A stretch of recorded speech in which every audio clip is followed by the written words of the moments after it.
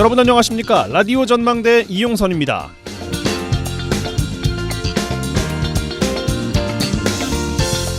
오늘부터 내년 6월 말까지 국내 증시에 상정된 모든 종목에 대해서 공매도 금지가 됐습니다. 보통은 주가가 오를 걸로 예상되는 회사의 주식을 사는데 공매도는 다릅니다. 주식 가격이 떨어질 걸 예측해서 미리 주식을 기관에서 빌려 팔고 예측대로 주가가 떨어지면 주식을 사서 빌린 걸 갚고 차익을 얻는 방식이죠. 그렇기 때문에 많은 개인 투자자들은 공매도가 증시 하락을 유발하고 외국인과 기관은 공매도로 수십 배의 수익을 냈다 이렇게 의심하고 있습니다. 우선 개미 투자자들은 공매도 금지 조치가 나오자마자 환영하고 나섰어요. 금지 첫날 오늘 증시가 아주 출렁였습니다. 오전 한때 지수가 급등하면서 코스피 사이드카가 발동될 정도였습니다. 국회 예결위 국민의힘 간사인 송원석 의원의 김포다음 공매도 포커싱 이런 휴대전화 메시지가 언론에 포착이 됐죠. 이 메시지가 나온 이후 3일 만에 전격 시행이 됐습니다. 공매도 금지의 장단점이 오르내리는 가운데 총선용 포퓰리즘이란 비판이 제기되고 있는데 개인 투자자 권익보호단체에서조차 총선용 포퓰리즘일 경우에 역풍이 불 수 있다는 걸 정부 여당이 명심해야 한다 이렇게 경고했습니다. 김포 서울 편입과 공매도 금지, 국민의힘이 선정한 총선용 이슈가 뜨거워지면서 아주 뜨거운 감자가 되고 있습니다. 오늘 라디오 전망대가 준비한 소식입니다. 지역 소식들 뉴스브리핑 통해서 들어보고요. 매주 월요일 코너 털어보러 도정 소식 이어집니다. 잠시 후에 뵙죠.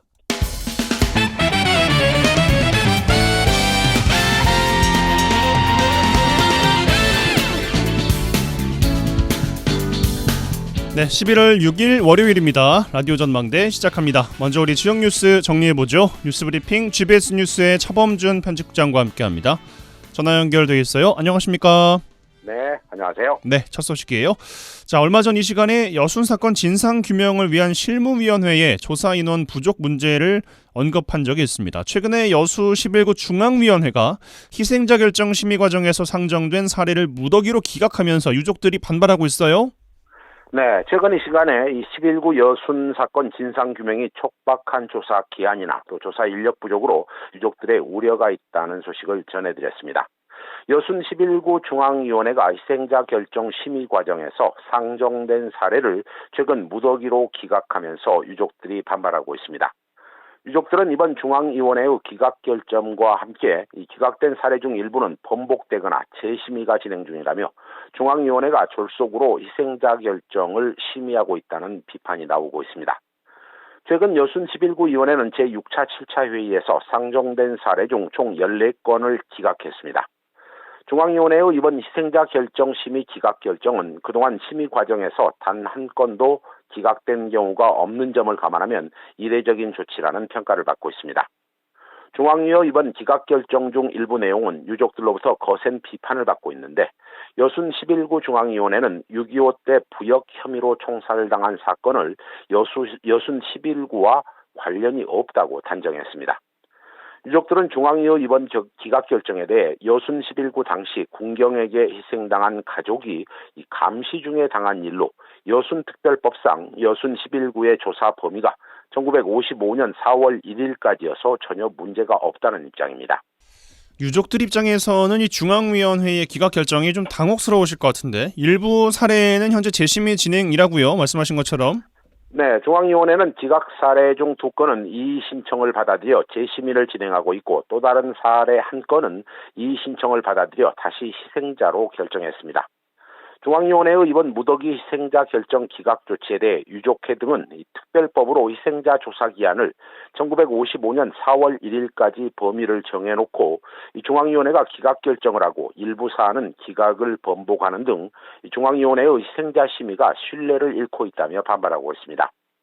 유족회는 특히 중앙위원회 최종 심의 기능을 담당하는 소위원회가 무책임하게 심의를 한 것에 대해 책임을 져야 한다며 소위원회 활동에 대해서도 비판 입장을 보였습니다. 여순항쟁 전국유족연합은 여순중앙위의 이번 기각건에 대해 순회 공청회를 열고 있는데 지난 1일 열린 여수 이순신 도서관 다목적 강당에서 여순유족 80여 명이 참석한 가운데 공청회가 진행됐습니다. 이어 순천과 광양, 고흥, 구례, 보성 등지를 순회하며 유족회는 공청회를 개최하겠다는 입장인데요. 이번 순회 공청회에서는 여수 유족회가 여순 11구 위원회의 6차 회의 결과 일부 신청 기각권에 대한 철회를 요구했고 일부 재심의에 대한 신뢰성을 확보할 것, 그리고 진상규명조사와 관련된 자료의 수집 분석을 법정 기한 내에 처리할 것 등 총 7개 항을 결의했습니다. 심의에 올라온 모든 사례를 희생자로 일괄 결정해야 된다 이런 것은 아니겠습니다만 중앙위의 최종 심의에 앞서서 피해자들의 상황을 최대한 객관적으로 조사하고 심의 기능을 강화하는 등의 조치는 좀 필요하지 않을까 이런 생각이 드네요. 자, 여수로 가겠습니다. 여수시가 여수문화예술재단 설립을 추진하고 있습니다. 그런 가운데 문화재단의 관광 분야를 포함하는 것을 두고 지역의 찬반 입장이 엇갈리고 있어요. 네, 여수시가 지역의 문화예술인들을 지원하기 위한 여수문화예술재단 설립을 추진하고 있는데 이 문화재단의 업무 영역에 관광 분야 사업을 포함하는 것을 두고 지역 문화예술인들과 관광업 종사자들이 이견을 보이고 있습니다. 최근 여수시는 문화재단 설립에 앞서 지역 주민들의 의견을 듣는 이 공청회를 개최했는데요. 공청회에서 문화재단의 관광 분야를 포함할 것이냐를 두고 문화예술인들과 관광단체가 공방을 벌였습니다. 공청회에 참석한 지역 일부 문화예술단체 관계자들은 이 관광 분야의 범위가 너무 넓어서 이 별도의 재단을 설립하는 방법으로 추진을 해야 되고 이 관광 분야는 문화예술재단과 분리해야 된다는 주장을 폈고 특히 일부 문화예술인들은 문화예술재단에 이 관광이 포함되는 것을 명확히 반대한다며 강경한 반대 입장도 나왔습니다. 예, 여수시가 당장의 문화재단과 관광재단을 함께 설립할 수 없는 상황을 감안하면 논란이 이어질 가능성도 높아 보이는데 문화재단의 관광 분야를 포함해야 된다는 지역 관광업계 입장도 정리해 주실까요? 네, 지역 문화예술인들의 문화재단의 관광 분야를 포함시키면 안 된다는 주장에 대해 공청회에 참석한 일부 참석자들은 여수 시민의 질적 향상과 만족도를 위한 재단이라면 이 문화재단 설립에 관광 분야는 반드시 포함되어야 한다며 여수시에 사실상 문화관광재단의 설립을 주문했습니다. 공청회에 참석한 여수시 관광협의회 관계자는 문화재단이 여수 시민들의 질적 향상이나 만족도를 위한 재단이어야 한다면 먹고 사는 부분에 있어서는 관광 분야는 반드시 필요하다고 주문했습니다. 여수 관광협의회 측은 문화예술재단이 향후 관광과 어떻게 접목이 돼 시너지 효과를 낼 것인지 구체적인 방안이 나와야 한다며 문화재단 단독 설립에 대해 반대 입장을 냈습니다. 여수시는 공청회에서 제기된 참석자들의 의견과 건의사항을 검토해 오는 12월 초에 이 최종 보고회를 개최한다는 계획인데요. 이 최종 보고회에서 문화재단 설립 방향에 대한 여수시의 아마 공식 입장이 나올 것으로 보입니다. 알겠습니다. 자, 광양에서 마무리하죠. 지난주 포스코 노사가 중앙노동위원회의 중재로 잠정합의안을 이끌어냈다는 소식 전해드렸습니다. 그러면서 잠정합의안에 대한 노조 조합원의 투표 이번 주 목요일이죠. 9일 날 예정이 되어 있습니다. 지금 전반적인 분위기를 좀 살피는 게 중요할 것 같은데 어떻습니까? 네, 지난주 포스코 노사가 중앙노동위원회의 중재안에 대해 잠정 합의했다는 소식 전해드렸습니다. 포스코 노조가 오는 9일 회사와 합의한 이 잠정 합의안에 대한 노조 찬반 투표에 들어가게 됩니다. 이 노조 합의안에 대한 조합원의 찬반 투표는 이 투표 참여자의 과반수를 넘기면 잠정 합의안이 최종 의결되고 이 노조는 결국 쟁의 활동을 최종 종료하게 됩니다.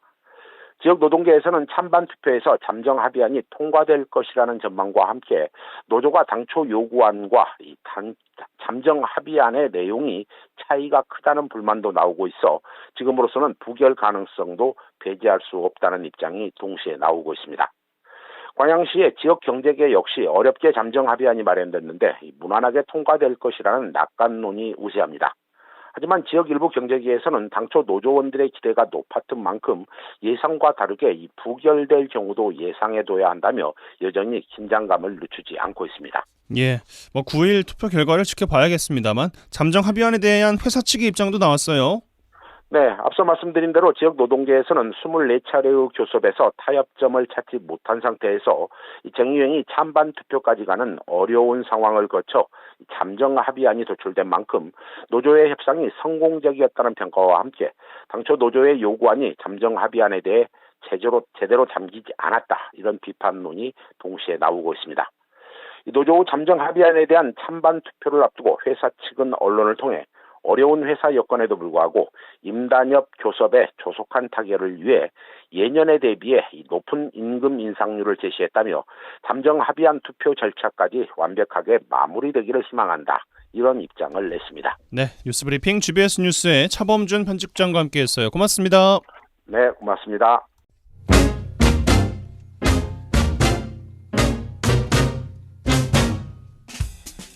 한 시간만 투자하세요. 지역 이야기를 모아 전해드립니다. 지역 시사는 역시 여수 MBC 이용선의 라디오 전망대.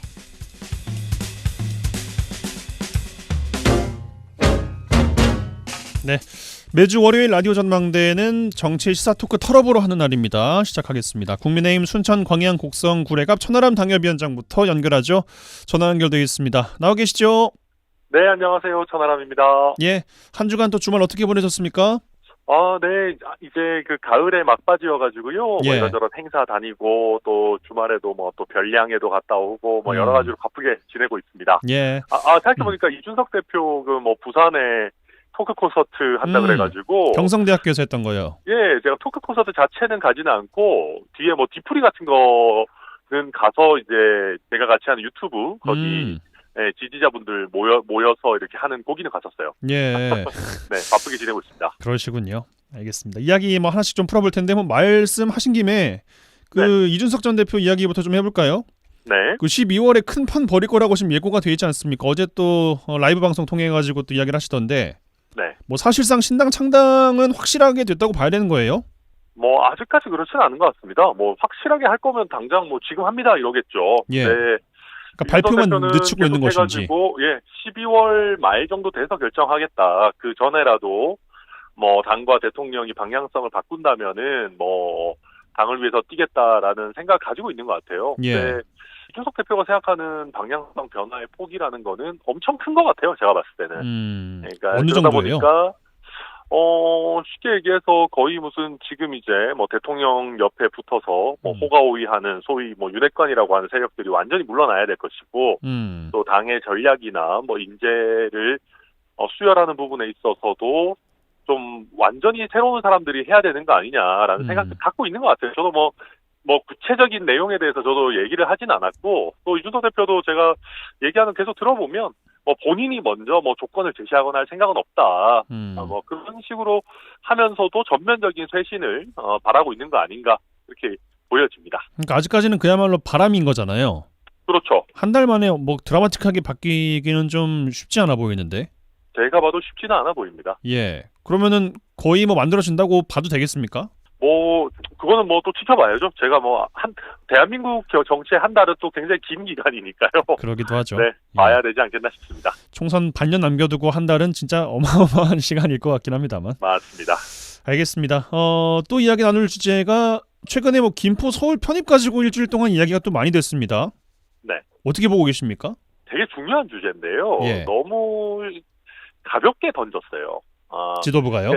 예, 제가 봤을 때는 지금 이게 이제 그러다 보니까 계속해서 이름이 바뀌거든요. 예. 처음에는 뭐 김포 뭐 서울 메가시티 뭐 이런 식으로 시작했다가 또 뭐 수도권 국민 편익 증진 뭐 이런 식으로 이름이 또 바뀌었다가 이제는 수도권도 빼야 된다 그래가지고 무슨 뉴시티 뭐 이런 식의 특별위원회로 바뀌었더라고요. 그러니까 아니 지금 제일 약간 전 이해가 안 되는 게 그럼 뭐 서울 말고 부산 뭐 광주 뭐 이런 식으로도 메가시티를 지금 하겠다라는 얘기를 하고 있는데 그러면 그 얘기를 처음부터 했었어야죠. 그렇죠. 네, 그러니까 이제 이게 보면은 자꾸 이제 비수도권에 거주하는 국민들의 비판을 받아가지고 그냥 대충 뭐 물러서는 내지는 땜식 처방을 하는 것처럼 많이 비춰지지 않습니까? 그렇기 때문에 처음부터 잘 던졌어야 되고요.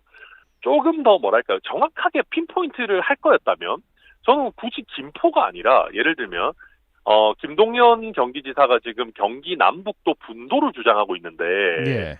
그렇게 되면 경기 북도에 있는 도시들 중에 특히 고양 이런 데들이 굉장히 반발이 심합니다.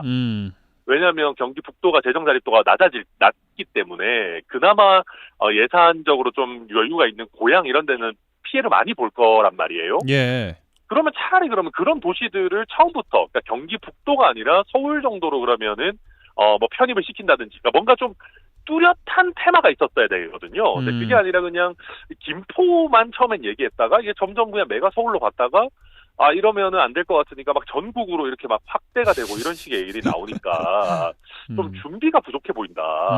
그런 면이 아쉬워요. 왜냐하면 메가시티라는 게 되게 중요한 주제거든요. 그렇죠. 저는 꼭 필요한 주제라고 봅니다. 근데 이제 그러면은 좀 준비를 하고 하면은 더 좋을 텐데 약간 좀 급해 보입니다. 전체적으로.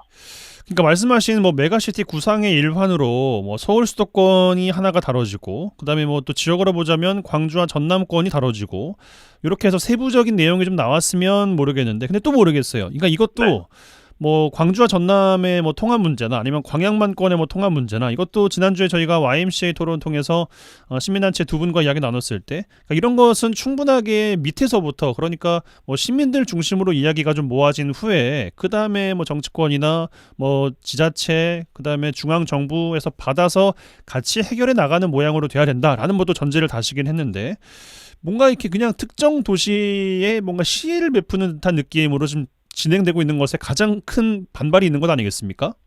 근데 저는 그 얘기도 절반만 맞다고 생각합니다. 그래요? 왜냐하면은 이거를 그냥 지자체 너희들이 알아서 해봐 하면 아무것도 안 됩니다. 왜냐하면 순천 여수 광양도 지금 뭐 10수년 이상 통합 논의가 나오지만 그렇죠. 이게 각자 그 지역의 소이기주의가 있기 때문에 뭐 쉽게 되지 않아요. 지역에 맡겨놓는다고 해가지고. 그래서 저는 중앙에서 세게 드라이브를 걸거나 뭐 어떤 아젠다를 던지는 거 충분히 할 수 있다고 봅니다. 그래야 오히려 움직일 수도 있어요. 왜냐면 지역에서는 이게 아주 간단지 않거든요. 각자의 기득권도 있고. 근데 그러면 지역에서도 납득할 수 있을 정도로 중앙에서 중앙정부에서 이 정도로 국토 전체에 대한 그랜드 디자인이 있고 그러면 우리 지역에서도 이런 정부의 시책을 받아들이는 게 이득이겠구나라고 하는 어떤 그 정도의 어떤 납득 가능한 구체성이 나와줘야 되는 거거든요. 그게 아니면 지금은 그냥 약간 브레인스토밍 하는 정도의 수준으로 보여요. 특히 총선 앞두고. 일단 이게 정부의 공식 아니라기보다는 뭐 국민의힘의 약간 총선 공약 같은 거니까. 그런 정도로 보이고요. 이제 특히 광주 전남이 되게 어렵습니다. 왜냐하면은 광주랑 메가시티를 했을 때 시너지가 나오는 게 사실은 전남 동부권이잖아요. 근데 생활권이 좀 분리돼 있어요. 그러면 동부권을 뭐 엮어가지고 그 자체로 하나의 메가시티로 갈 건지 뭐 이런 게 되게 복잡한 거거든요. 그래서 이거 좀 충분한 연구가 필요하고 또 제가 그때도 말씀드렸지만 이게 단순히 이제부터 앞으로 여기 묶어가지고 메가시티입니다라고 해도 되는 게 아니고 실질적으로 하나의 생활 권역으로 기능하도록 해야 되거든요. 그러면 광역 교통망은 어떻게 할 건지 그 지역에 특화된 산업은 어떻게 할 건지에 대해서 굉장히 심도 깊은 논의들이 국민들이 있어야 되는 겁니다. 알겠습니다. 요 이야기는 이 정도로 마무리하고요. 국민의힘 혁신안 이야기를 좀 해보겠습니다. 2호 혁신안이 나왔잖아요. 어떻게 좀 보셨습니까? 뭐 여러 가지 내용들이 있습니다만. 저는 제가 이제 최재형 혁신위를 해보지 않았습니까? 혁신안을 평가하는 것 자체가 좀 굉장히 무의미하다. 돼야 되는 겁니다. 그리고 지금 저는 그 국민의힘 혁신위가 좀 착각하면 안 되는 게 이게 당 혁신이지 무슨 국회 정치개혁특별위원회가 아니거든요. 근데 지금 당의 범주를 넘어서는 뭐 국회의원 10% 줄이고 불체포 뭐 특권 줄이고 뭐 이런 것들 하고 있지 않습니까? 근데 이게 지금 국민의힘이 압도적인 다수당도 아니고 압도적인 소수당인 상황에서 이거는 그냥 어떻게 보면은 쉽게 국민들에게 점수 따려고 하는 거거든요. 왜냐하면 국민들 국회의원 다 싫어하니까. 그냥 듣기 좋은 말 던져보는 거군요, 그냥. 그래서 물론 뭐 할 수도 있어요. 뭐 이런 국민들이 듣고 싶어하는 말씀 섞을 수도 있는데 지금 총선까지 얼마 남지 않았고 혁신위가 활동할 수 있는 게 2달밖에 안 되는 상황에서 국민의힘을 어떻게 혁신할까에 집중해도 모자랄 마당에 국회가 해야 될 일을 대신해주고 있을 여유 부릴 거는 아니라는 거죠. 그런 면에서 저는 정개특위 같은 얘기들은 사실 지금 상황에서 큰 의미는 없다. 의미 있는 거는 그나마 뭐 영남 중진들 수도권 올리겠다라는 건데 그러니까 그거를 기준은 어떻게 설정할 거면 더 중요한 거는 중진들 끌어올려가지고 그 자리에 더 말 잘 듣는 뭐 순한 양 같은 초선들 넣으면 의미가 없잖아요. 그러면 이 자리에는 그럼 도대체 어떤 훌륭한 사람들 넣을 거냐에 대한 논의도 같이 나와야 되는데 지금까지는 뭐 그 부분 뭐 앞으로 보충할 수도 있겠지만 조금 지켜봐야 되는 부분이다. 그렇게 봅니다. 그러면은 1호가 이준석, 홍준표 등 대사면이었잖아요. 그렇죠. 그리고 징계를 실행을 했잖아요. 2호는 왜 이런 안을 냈다고 생각하세요? 그러면은 정개특위에서 내놓을 법한 안을 왜 2호로 혁신위는 제시했을까? 이런 게 혁신안을 받아들이는 게 전혀 부담이 없어요. 그러니까 지도부 입장에서도 예. 자, 예를 들면 국회의원 10% 줄이는 혁신안 우리 채택합시다 땅땅땅 두드린다고 해서 국회의원 10%가 바로 없어지는 거 아니잖아요. 협의가 무조건 필요하니까. 네, 예. 민주당 믿고 있는 겁니다. 그러니까 민주당이 이거에 동의할 리가 없다. 아하. 그러면 지도부 입장에서도 혁신위의 혁신안은 우리는 바로 즉각적으로 받아들였다. 근데 민주당이 협조 안 해가지고 이해가 됐습니다. 국회 개혁이 안 된다라고 할 수 있으니까 명분도 이런 되고. 거는 네, 명분도 되고 혁신위에 뭐 예를 들면 안이 뭐 6-7개 나온다 하면 그중에 우리가 대여섯 개 받아들였다 할 때 건수 채우기도 좋죠. 그러네요. 네. 알겠습니다. 이해가 확 됐습니다. 네. 자, 다음 이야기 나눠볼 주제는 그 순천으로 와서요. 네. 박람회 끝나고 폐막식에서 노관규 시장께서 기자들과 이제 이야기를 나누는 중에 정당이 주최하는 시민 대토론회에는 불참하겠다라고 이제 이야기를 했는데 이 뭐 이제 그 공공자원화 시설 관련된 이야기 아니겠습니까? 네. 어떻게 보고 계십니까? 이게 지금 일이 너무 커졌어요. 커졌어요? 그러니까 노광규 시장 입장에서 저는 그 공공자원화 시설 뭐 충분히 우리 검토해야 되고 특히 직매립이 어려워지는 지금 상황에서 논의해야 되는 부분들이라 봅니다. 근데 초반에 그래서 반대 목소리가 나왔을 때 그때 빨리 토론회 같은 거 했었어야 돼요. 제가 봤을 때는. 시기가 좀 많이 지나긴 했죠. 네, 제가 이 얘기를 뭐 우리 지금 라디오 전망대에서 몇 번 얘기했지 않습니까? 그러니까 시장이 보셨을 때 별로 급이 안 맞는다 내지는 정치 공세다라고 보여지더라도 예.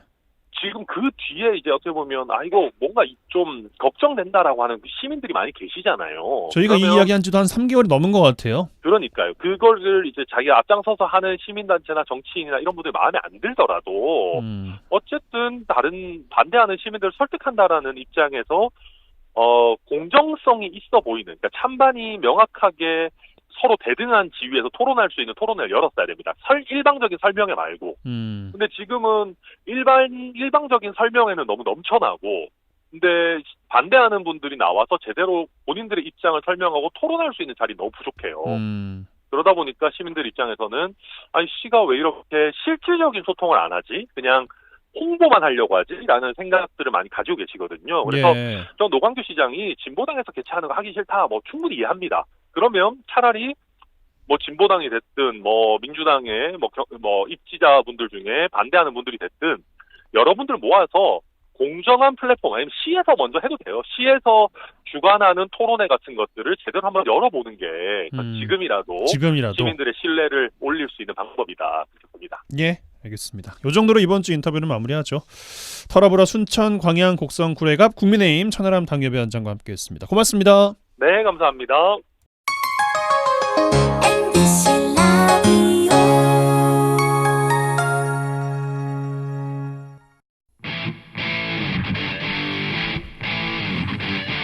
젊고 당찬 시사 생활밀착 뉴스 이용선의 라디오 전망대.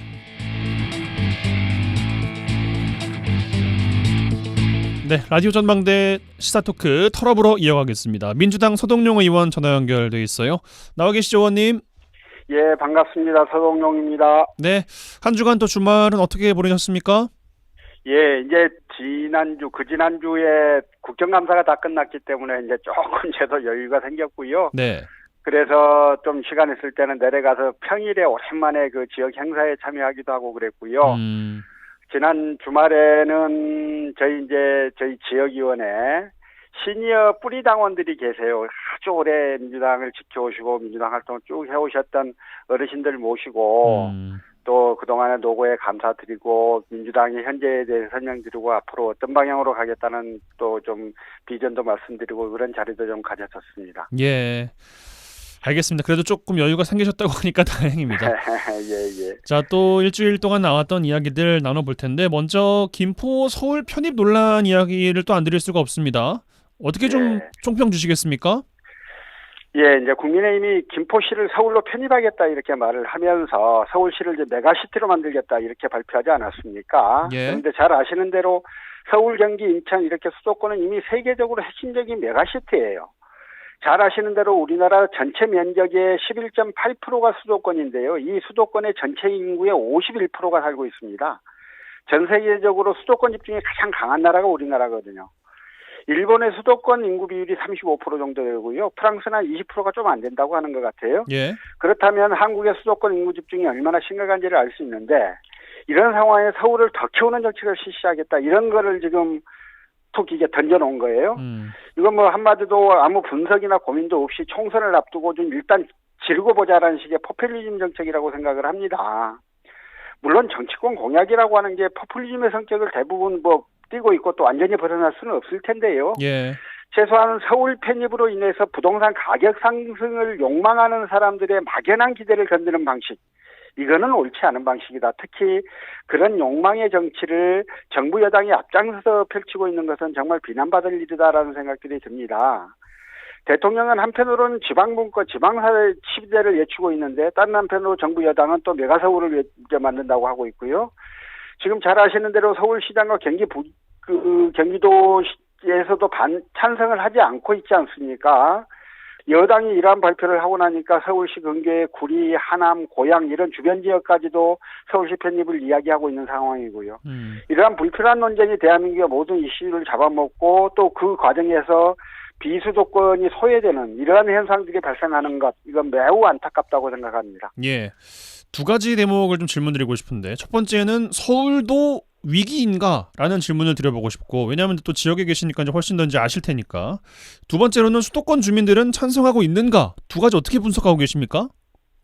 일단 뭐 수도권 주민들이 찬성하는가에 대해서는 최근에 뭐 일부 여론조사가 발표되기도 했습니다. 예. 근데 이제 잘 아시는 대로 그래도 우리가 서울로 편입되면 땅값도 뭐 올라갈 거고 집값도 올라가고 훨씬 더 좋아질 거야라고 하는 그러한 욕망에 기댄 그 어떤 그 희망들은 이게 지금은 좀 적더라도 굉장히 급속도로 커질 수 있는 부분들 아니겠어요. 그래서 이 욕망의 정치라고 하는 건 참 위험하기도 하고 조심스럽기도 한 거여서 흐름들이 어떻게 흘러갈지를 현재 예측하기 어려운 점들이 좀 있다는 말씀을 드리고 싶고요. 예.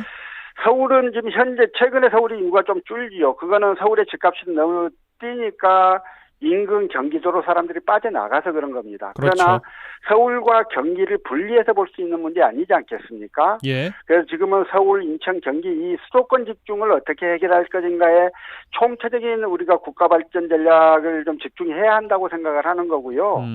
지금 서울이 어쩌니 경기를 갖다 붙여서 그 서울을 어째보자 이런 문제가 아니라 수도권 외의 지방들을 어떻게 살려나가서 국토의 균형적인 발전들을 어떻게 할 것인가.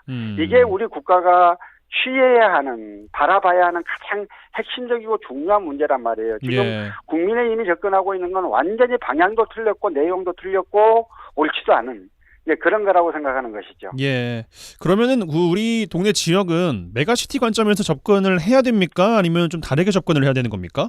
일단 제일 큰 문제가 수도권 집중이다라고 하는 점들은 분명해 보이고요. 그러면 수도권 외의 지자체들이 자꾸 경쟁력이 약화되고 있다. 이걸 어떻게 할 거냐의 문제들이 계속 고민되어 왔었고 그래서 문재인 정부 당시에도 수도권 가미라를 극복하고 지역 균형 발전을 하자라는 차원에서 부산, 울산, 경남, 부울경 메가시티 그 정책을 좀 추진하지 않았습니까? 그랬어요. 예. 근데 이게 이제 지방선거 이후에 국민의힘 지자체장들이 바뀌면서 싹 무산이 되고 말았고요. 예.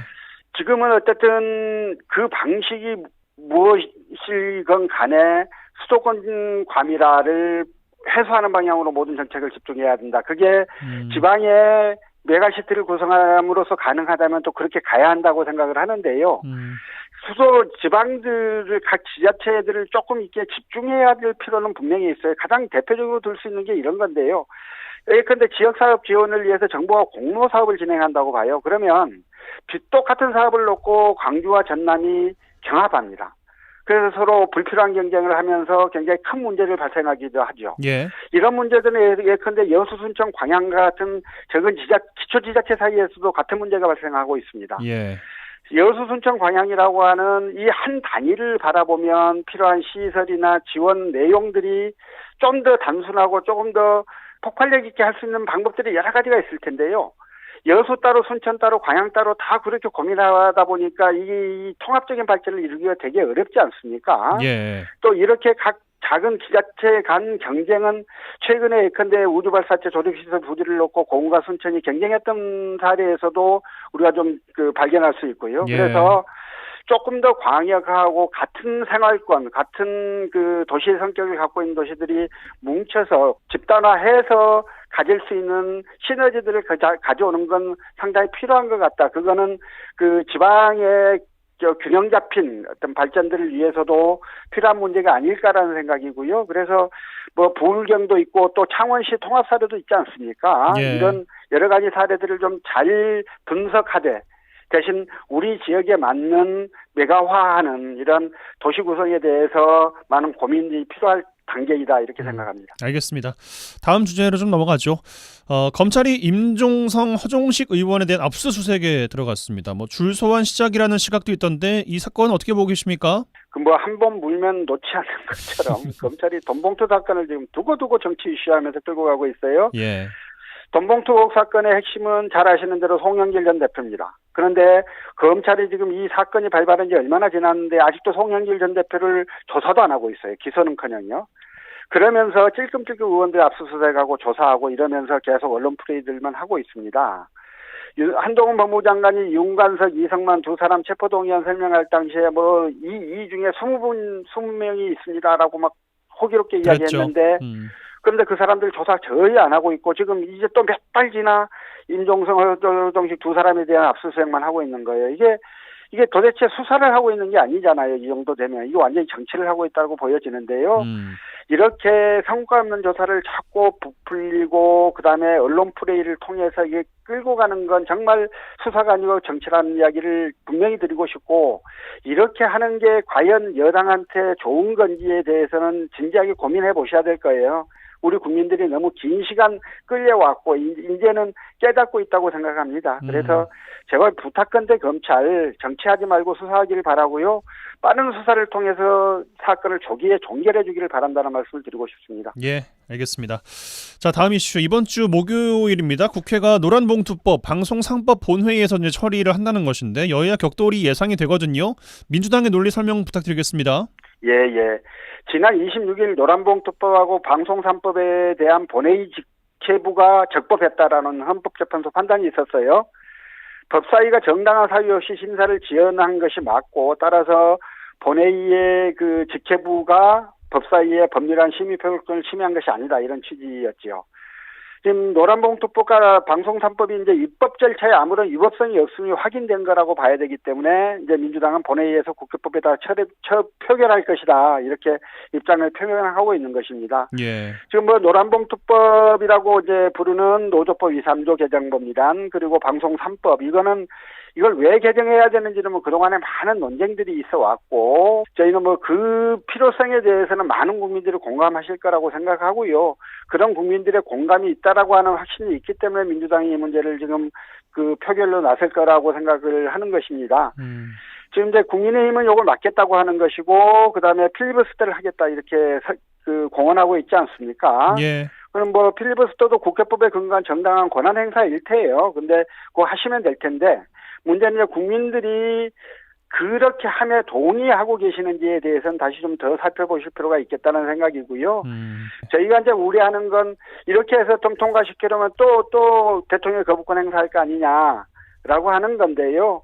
대통령이 하겠다면 저희가 막을 방법은 없는 것이어서 그런 입법권을 무시하는 사례가 또 하나 늘어나는 거다라고 하는 점을 분명히 말씀드리고 윤석열 대통령이 얼마 전 강서구청장 선거 이후에 국민이 무조건 옳다, 반성하고 변하겠다 이렇게 했던 말을 어기지 않기를 바란다 이런 말씀을 좀 드리면서요. 국회가 의결한 법률안이 제대로 좀 인정하고 받아들여져야 한다는 점을 호소하고 싶습니다. 예, 그 이번 주 목요일 하니까 또 생각이 났는데 그 지역에서요. 포스코 노조에서 잠정 합의안을 냈지 않습니까? 예. 잠정 합의안 이제 9일날 노조 자체도 투표를 이제 진행을 한다는 것인데 아무래도 광양 지역구시니까 뭐 많은 분들의 또 이야기를 또 들으셨을 것 같고 이 논의도 아주 숨가쁘게 지켜보셨을 것 같은데 어떤 메시지를 이 시점에 좀 주고 싶으세요? 노조하고 사측이 같은 긴밀한 협의 그리고 오랜 논의를 통해서 좀 합의를 하신 거여서요. 예. 제가 아직은 그 노동자들 그에 대해서 큰 반발감을 가지고 있다 뭐 그런 이야기는 못 들은 것 같습니다. 그래서 현재로서는 합의대로 이루어지지 않을까 하는 생각은 가지고 있는데요. 그때 노사가 서로 잘 조정하고 타협하고 양보해서 그 노사평화를 이룰 수 있는 그런 노력들을 같이 계속 좀 해나가면 좋겠다는 말씀을 드리고 싶습니다. 알겠습니다. 한 가지만 더 여쭤보면요. 광양시 의회 그리고 최근에는 광양시 공무원분들의 해외 연수가 좀 논란이 됐습니다. 뭐 외유성 관광이라는 비판을 받고 있는데 뭐 시의회 뭐 해외 연수 뭐 여쭤봤던 또 기억도 있습니다만 이번에는 예. 공무원분들의 이야기까지 좀 나온 터라 예. 어떻게 좀 보고 계시는지가 궁금합니다. 공직자들의 해외 연수는 언제나 논란이 돼요. 예. 언제나 논란이 되는데 문제는 이제 국민과 시민의 세금을 들여 다녀오는 해외 연수가 얼마나 시정 활동에 도움이 되는지 여부 아니겠어요. 근데 이제 과거의 경우 항상 이제 그 해외 연수를 다녀와서 내놓은 보고서 등이 너무 내용이 부실하고 이런 것들 때문에 비판이 많았었는데요. 지금은 국외 출장 연수보고 시스템이라고 하는 게 만들어져 있어서 예. 그때 이게 등록이 의무화되어 있고 모든 시민들이 누구나 이거 관리 감독할 수 있습니다. 그래서 그게 없다는 거잖아요. 그러니까 광양시의 경우에는 예? 광양시의 경우는 이제 그게 굉장히 부실했다, 찾아볼 수가 없다라는 그러니까요. 내용이잖아요. 예. 그러니까 이제 이 의무화되어 있는 거고, 근데 그거를 지금까지 너무 부실한 보고서들을 올려놨었고 시민들도 잘 감시하지 않았고 뭐 이랬던 거 아니겠어요? 예. 그래서 앞으로 더 시민들 개개인뿐만 아니고 시민사회에서 이 문제에 대해서 더 깊이 있게 좀 들여다보고 감시를 해야 한다고 생각하고요.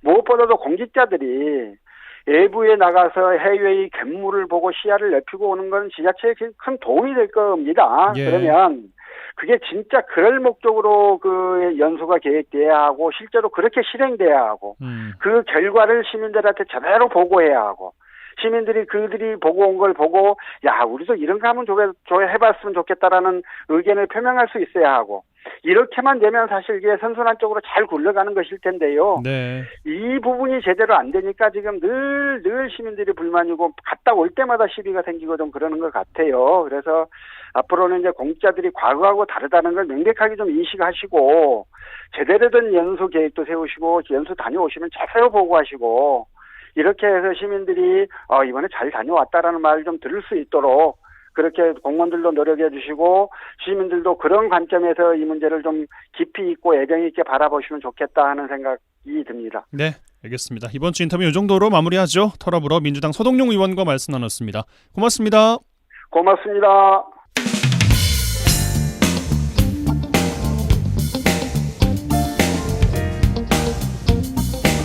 네, 한 주간 주요 도정 소식 살펴보겠습니다. 전라남도 대변인실 방준환 사무관 전화 연결돼 있습니다. 안녕하십니까? 반갑습니다. 네, 첫 소식이에요. 소 전염병 럼피스킨병 확산 차단의 분수령으로 꼽힌 전남 지역 전체 소가 67만 두 가량이 되는데요. 백신 접종이 사실상 완료됐어요. 예, 그렇습니다. 지난달 29일 무안 한 축산 농장에서 소 럼피스킨병이 발생한 이후 곧바로 백신 접종을 시작해서 일주일 만에 이 접종이 지금 마무리 단계에 들어섰습니다. 오는 10일까지 전체 백신 접종 완료를 목표로 하고 있는 농림축산식품부 계획보다 한 닷새 정도 빠른 셈이 됐습니다. 앞서 전남도는 백신 접종반을 115개 반, 274명에서 119개 반, 338명으로 확대하는 총력전을 폈습니다. 확산을 원천 차단하기 위해서는 신속한 백신 접종이 무엇보다 필요하기 때문인데요. 이 백신 접종이 마무리되면서 확산 걱정도 한시름 드는데 그렇지만 전남도와 방역당국은 백신 접종이 완료되더라도 항체가 형성되는 데는 한 서너 주 이상 소요된 만큼 이달 말까지는 1차 활동을 더 강화해 나갈 계획입니다. 네, 또 전남도가 지금 막이 올라 있어요. 전국 장애인체전 기간 중에 선수단과 관람객의 안전을 위해서 상황별 대응 매뉴얼을 마련해 끝까지 안전체전을 선언하고 있어요. 예, 그렇습니다. 8일까지 이제 엿새간 31개 종목이 치러질 이번 전국 장애인 체육대회는 역대 최대 규모인 10,000여 명이 참가하는 가운데 막바지 만인의 사고에 대비해서 지금 촘촘한 서비스를 펴고 있습니다. 특히 보건복지 서비스는 총 4개 분야로 미아와 장애인, 노인 보호를 위한 종합 안내소와 또 응급의료 지원반과 숙박, 식품 종합 안내센터, 감염병 방역 대응반도 지금 가동 중에 있습니다. 종합 안내소에서 실종 예방과 편의 서비스를 위해 미아 방지 밴드와 유모차, 휠체어까지 각종 편의 물품을 무료로 제공하는 지원을 펴고 있고요. 응급의료 지원반 역시 일일 최대 184명의 의사와 간호사, 응급구조사가 원팀을 꾸려서 부상자 발생 처치와 병원 즉시 이송을 책임지면서 단 한 건의 사건 사고 없는 안전체전에 끝까지 주력기로 했습니다. 네, 알겠습니다. 자, 또 최근 사회 문제로 대두된 전세 사기와 깡통 전세 피해자를 돕기 위해서 이사비 지원 등 피해자 지원에 나섰어요. 예, 지금까지 전남도에서 총 172명의 피해 사례가 접수가 됐는데요. 이 중 103명이 피해자로 확정이 됐고, 40건은 현재 조사 중이고, 29건에 대해서는 인정되지 않았습니다. 정부가 특별법을 지금 제정하면서까지 전세 사기 8번 세공하는 대응 계획을 세웠지만, 실제 전세 사기 피해자를 돕는 데는 어느 정도 한계가 있다고 보고요. 그래서 전남도가 피해자에 대해 이사비를 지원하는 이런 계획을 내놓았습니다. 최대 100만 원 범위에서 지원이 되는데 우선 피해자로 결정 통지를 받고 피해 주택에서 이사 후 도내 전입 신고를 완료하면 됩니다. 전세 사기 피해자는 이사 관련 증빙서를 갖춰 전남도청 건축개발권을 방문하거나 등기 우편을 통해 신청하면 되겠습니다. 알겠습니다. 또 여수 국동항 항내 어선을 안전하게 수용하고 이용성을 높이기 위해서 추진한 국동항 건설공사가 예비 타당성 조사를 통과했다는 반가운 소식도 있어요. 예, 그렇습니다. 이 국동항은 79년 국가항으로 지정이 됐지만 이용 어선만도 일일 천여 척에 항 조성 면적이나 제적 어선 수, 또 입항량을 볼 때 국내 최대 규모로 할 수가 있겠습니다. 사실 국내 최대 어항이지만 115개 전국 국가어항 중 어항 접안 시설은 물론 어구 보관 창고가 가장 부족해서 재난재해 시 생명과 재산 피해를 이어받고 있는데, 그래서 여수 국도항은 해양수산부 일정에 따라 2025년까지 설계를 완료한 뒤 2026년 착공해 2030년까지 완공한다는 계획을 세웠습니다. 여기엔 1,415억을 투입해서 소형선 부두 780m와 부장교 12곳, 또 부도와 방파제 등을 조성하는데 앞으로 이 어항 시설이 개선되면 이용자의 안전은 물론 또 어획물의 신속한 하역과 수산물의 신선도를 높이고 경쟁력 강화에 도움을 줄 것으로 보고 전남도가 적극 지원에 나서기로 했습니다. 예, 또 행정안전부 신규 공모 사업인 마을기업 지역 플랫폼 구축 시범 사업에 여수와 해남 마을기업 연합체가 선정됐어요. 예, 올해 처음 시행한 마을기업 지역 플랫폼 구축 사업을 보면 3개 이상 마을 기업이 연합체를 구성한 것이 여기서 눈에 띄었습니다. 여기서는 판로 확보와 교육, 청년 분야에서 공동협력 과제를 발굴해 추진하는데 최대 3억 원의 사업비가 지원이 됩니다. 특히 마을 기업에 대한 정보 지원 방향이 직접 지원에서 간접 지원으로 바뀐 뒤 처음으로 실시한 공모에서 이번에 거둔 성과의 의미가 나름 크다고 할 수가 있죠. 여수 마을기업 연합체는 딸기 모찌 등 각 기업 대표 제품을 공동 브랜딩에 여수 특색이 담긴 마을기업 제품 패키지를 개발한 게 컸고요. 그리고 해남 마을기업에서는 유기농 쌀과 해남 고구마로 만든 면으로 컵라면을 개발한 것도 상당히 관심을 끌었습니다. 네, 알겠습니다. 자, 마지막 소식이에요. 전남도가 국비 9조 원 시대의 서막을 열기 위해서 내년 정부 예산안에 반영된 8조 6천억 대비 4천억 이상 증액을 목표로 대응에 나섰어요. 예, 또 바빠졌습니다. 전남도가 국회 예산 심의에 발맞춰 주요 사업을 반영하기 위한 지금 총력 대응에 들어갔습니다. 그동안 국회 대응 전략회를 통해 사업 내용의 당위성을 보고하면서 지역 국회의원들을 상대로 현안 사업을 조목조목 설명하면서 적극적인 지원을 요청했습니다.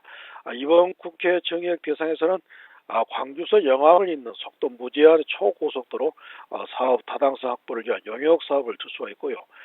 또 첨단 의료 복합단지 조성 10억 원과 20억 원의 국립 심내혈관 연구소 설립은 내년 예산에 부지 매입비 반영이 절실하고 한국에너지공대 정부 출연금 지원도 83억 원의 증액이 필요한 상태에서 반드시 확보해 나간다는 계획입니다.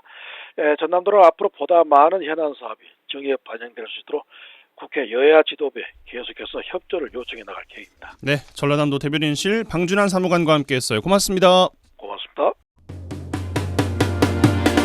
네, 월요일 라디오 전망대 마치겠습니다. 오늘도 고생 많으셨습니다. 내일 뵙죠. 이용선이었습니다.